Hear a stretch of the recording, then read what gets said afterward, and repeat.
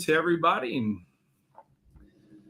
What's up, Source of Sales world? This is Glenn Bill, and I've only been promising my Source of Sales group I don't know, for a year, that we're going to start doing weekly interviews Wednesdays at 3:00.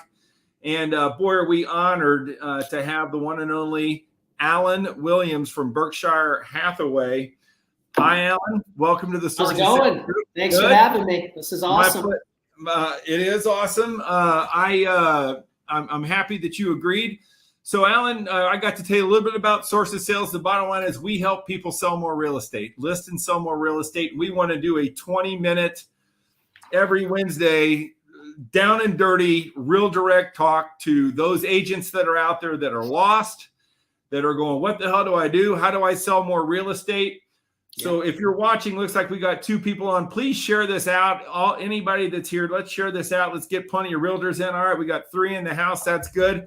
If you have a question for Alan as we progress in this, just put it in the chat. I'll pull you up. We'll be able to answer that question. But Alan, if you don't mind, tell us a little bit, number one, about how you started, maybe some of the biggest mistakes and how awful you probably were in the beginning. Yep. And now, then tell us about your gaudy numbers. I know you got some gaudy numbers on what you're selling. And just give us a little introduction to Alan Williams on the show. Yep, you bet. Hi, everybody. Alan Williams with Berkshire Hathaway. Been doing this for 28 years now. I can't believe it's been that long, almost 3 decades. But I moved to Indiana from upstate New York in 1993.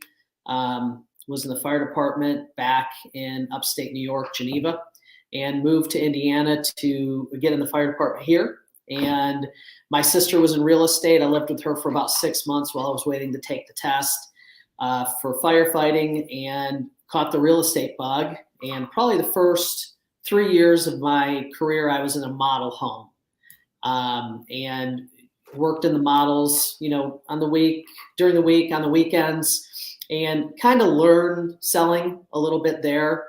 And me and a few guys started a company back in 1999 called Easy Street Realty. It's now known as High Garden Realty. Oh my gosh, I didn't realize you started that. That's awesome. Yeah, I did. And me and the other guys. And I sold my interest out in that right before the housing crisis. And talked to several different real estate companies and trying to decide what I wanted to do. Did my own thing for a year, but really wanted to be with a brand. Hooked up with Mike Deck, was at ERA for years and years, and we were absorbed by Berkshire Hathaway about 1.5 years ago. Cool. And hey, we're up to 7 eyeballs, which is great. This is kind of big, actually. Double digits coming.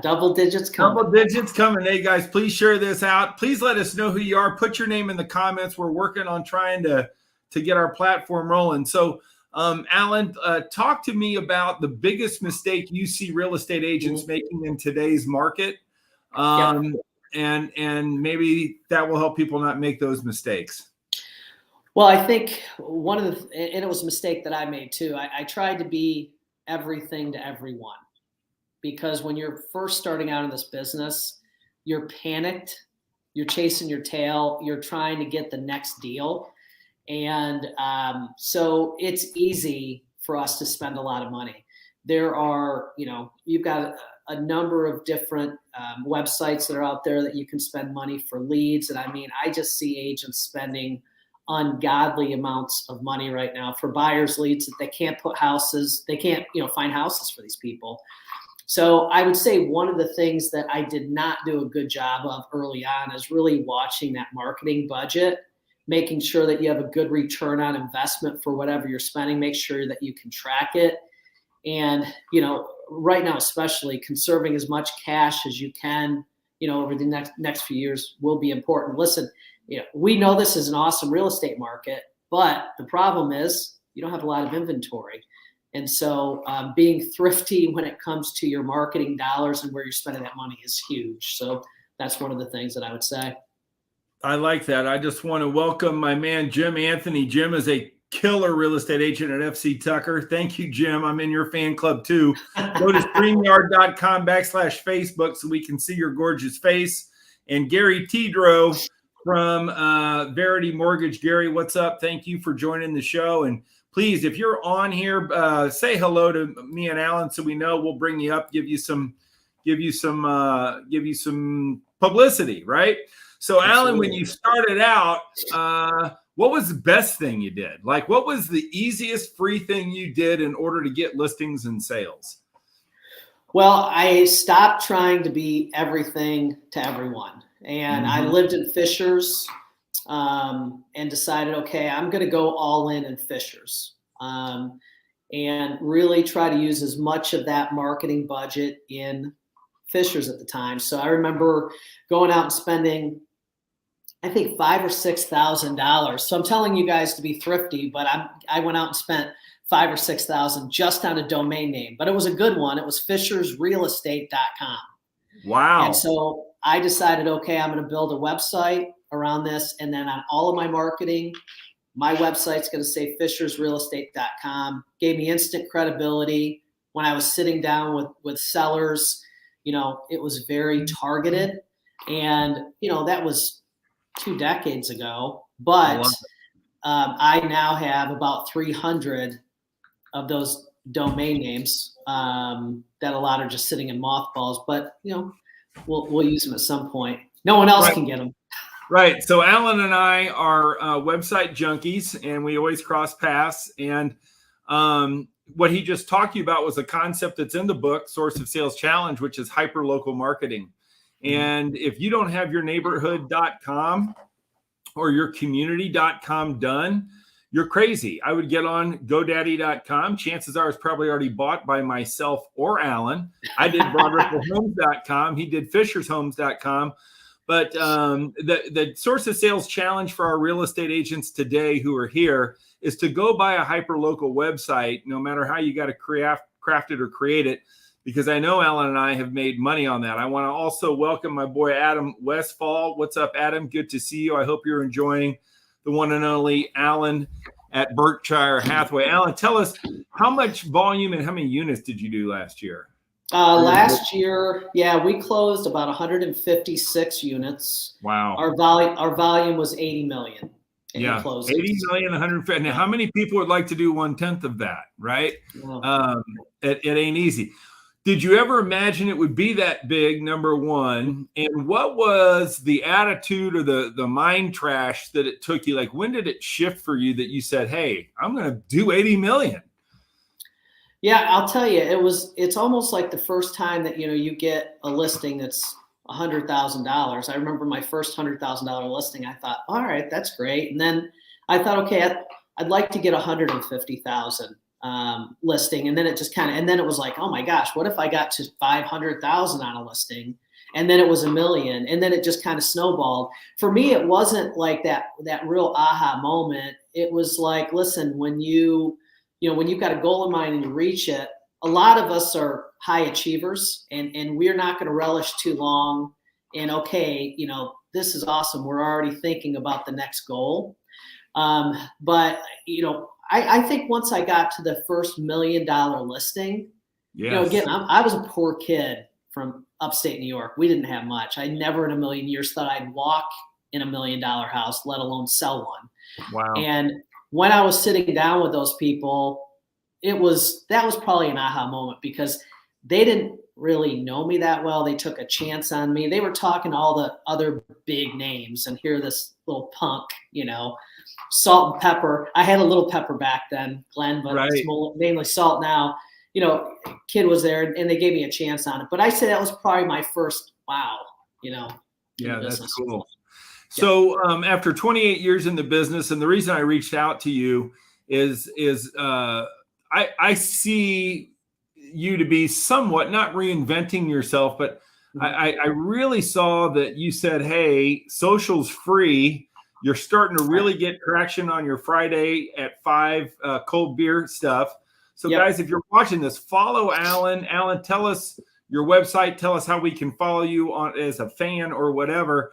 And tell us what's happened as a result of your increased social media mindset, and what are the pluses, and what would your advice be to the agents that are watching right now on how to up their social game? Because you made a commitment to do it. Well, first of all, you can find me, Allen Williams Realty Group. My name, Allen Williams. You guys can see the spelling on the screen, A-L-L-E-N. I'm on Instagram, LinkedIn, Facebook, Twitter, all the main places. I've dipped my toe into TikTok. I'm not quite there yet, but you hit the nail on the head. Where I saw the value for free social type marketing, it was back at Craigslist. I would sell five houses a year by advertising on Craigslist, and it cost me $0. I'm a tightwad. And so on the social media side, I really didn't embrace Facebook. Probably it's been 2 years. Really just started Instagram this year, and really just started LinkedIn this year. I don't spend a lot on the social media side, but the thing that I love about it is, I'm getting more and more traction. We're getting more and more friends. I can't say my phone rings off the hook with people to say, hey, I saw your, happy hour video. I'd like you to list my house. But I can't go, and talk to a friend without them saying, hey, man, I love your videos. I watch them, and it may not pay dividends for me right now, but when they are ready to sell, or if they're talking to someone that's ready to sell, I'm top of mind. Yes. Yeah, there's no question.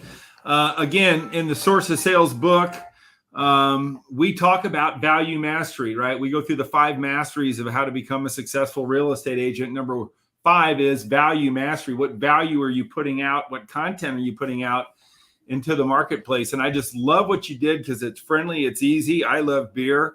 And I think you'll be amazed at the return that you make on that. Talk to me about the biggest challenges that you're having finding listings right now. And are you doing anything creative to find listings that maybe others aren't? And how are you fighting? I don't need a realtor because all I got to do is put a sign in the yard. Any of that going on in your life? Absolutely. So last year we were kind of unique. We had exactly 50-50. Half of our closings were buyers, half sellers. Right. And we sold several homes that were not on the market, just, using social media, picking up the phone, using groups, and really getting the word out there that we had some specific buyers. And we were able to find several homes in 2021 where they were not on the market. And so we're pretty proud that we had just as many buyers be able to close on homes as we did sellers. So that's one of the things that we, it's not easy at all. And so, we're finding on the listing side, we mail out something to our center of influence list every month. We're staying, on top of social media. We do at least 2 videos a week, and then we also post other content. And we try to, listen, I've got a pretty fun personality, and I don't take myself too seriously.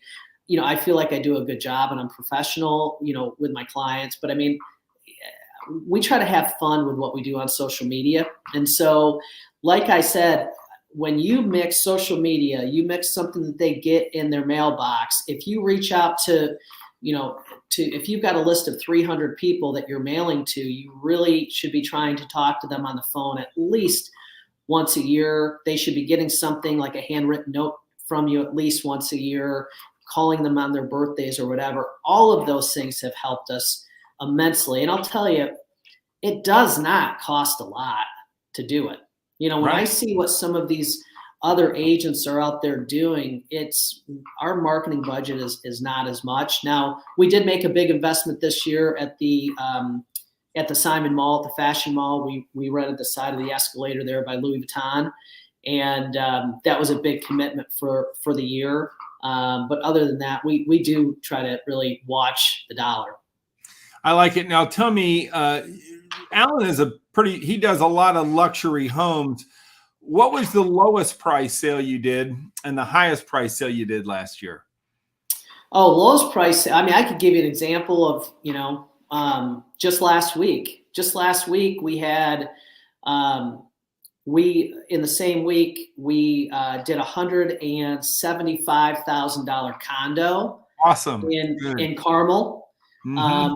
And the same week, we sold, this is just the home site in Zionsville Holiday Farms, $850,000 just for the home site. So Wow. I think our lowest price home as the team last year was probably somewhere around 50,000. Our highest priced home last year was, over 2 million. Yeah, I think that's so admirable of you, and I kind of knew that before because I checked you out. But Yeah. you strike me as the type of broker that works with people, not necessarily Mhm. price range. With that in mind, we had a question from Gary. He said, would you have any tips for beginning agents in keeping first-time buyers engaged in this market with having to write multiple offers before they're accepted and keeping from getting discouraged? How are you coaching not only first-timers, but how are you coaching your buyers? What are you saying to help their expectation? When a buyer comes to you that you've never met, give us some language or tell us what that sounds like. If I was a new buyer coming to you today, what are you telling them? I think it's really all about setting very clear expectations with them and just saying, listen, there's only so many houses coming in the market. If you love it, there's going to be a slew of others that will too. I showed a house in Avon for a client of one of my teammates about 2 weeks ago. They had over 50 offers on it. It was a 2-bedroom, $150,000 house. God. I was floored. And so I think it's just setting expectations that, listen, no one's going to work harder than me. But what we need to know up front is this. There's 2 different types of agents. There's the type of agents that are going to write whatever it takes to get you the house and is not really going to be concerned about you 2 or 3 years later if you want to sell it. And there's some buyers that say, that's exactly what I want. I want the house. Do whatever you have to do to get it for me. And as long as we have that clear communication up front, okay, great.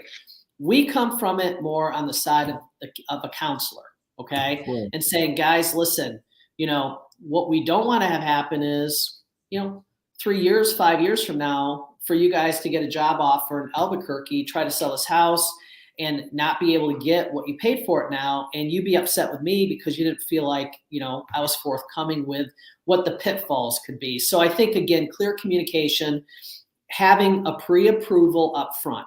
If you have a client, if they don't have a pre-approval, don't even waste your time because you're competing with cash offers.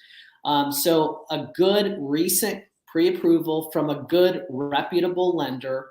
There's a lot of issues right now with pre-approvals not being worth the paper they're written on, and making sure that lender is taking a few steps to be really sure, okay, they're definitely going to be able to get this loan, and giving that information to your buyer to, again, make sure that they're taking care of that. So when you put the offer in, you have the pre-approval, and then really just talking about what it is taking right now to get an offer done.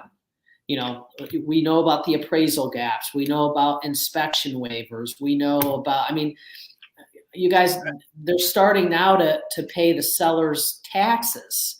Right. It's just getting a little bit crazy.